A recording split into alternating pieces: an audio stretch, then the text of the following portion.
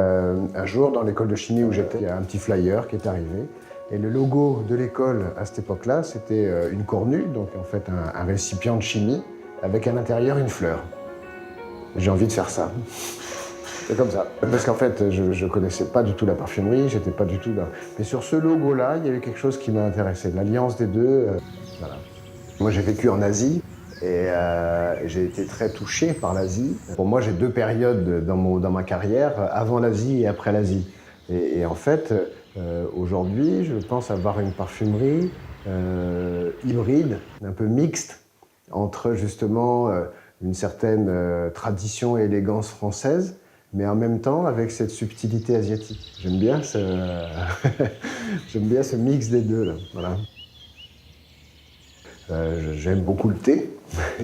Et ma fille m'a offert un thé du Tibet, très particulier, tout ça. Et ce thé m'a marqué. Et la première gorgée que j'ai bu de ce thé-là, j'ai dit oh, je vais faire un parfum autour de ça.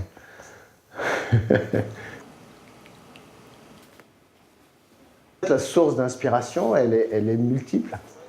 Elle est multiple, quoi. Ça dépend d'une rencontre, d'un mets, d'un paysage, des idées, des choses comme ça. Toujours, c'est ça. La rencontre d'autres cultures, d'autres odeurs, d'autres manières de vivre, la musique, tout ça, c'est à chaque fois, pour moi, c'est des nouvelles plantes, des nouveaux fruits, voilà, c'est toujours des sources d'inspiration.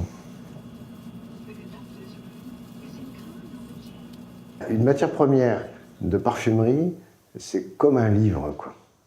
Et en fait, au fur et à mesure qu'on va rentrer dedans, on va y découvrir des aspects de la personnalité de cette matière première.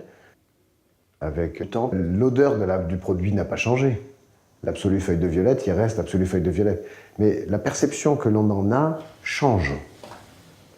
Et en fait, elle évolue. Et donc, il y a des facettes auxquelles on va être plus sensible, qu'on n'avait pas découvert et tout. Et c'est étonnant parce que quand je travaille avec les jeunes comme ça, pour moi, c'est en même temps transmettre et en même temps recevoir d'eux. Et je pense qu'aujourd'hui, on n'a aucune limite à la création. En termes de matières premières, on a des limites à la création par les contraintes législatives, par les prix, par voilà, les supports qui sont difficiles. Mais par contre, je pense qu'on n'a pas encore exploré toutes les capacités d'accord, toutes les possibilités d'accord. On a plus de 1000 matières premières. Imaginez le nombre de possibilités d'accord entre 2, 3 matières premières, c'est phénoménal. Il y a un moment, il y a une telle fusion entre le parfumeur et son parfum, il y a toujours un souci de perfection, en fait, l'impression de jamais être arrivé au terme, hein, au bout de son produit, de sa création. Il faut toujours accepter de travailler, de retravailler, toujours, c'est ça.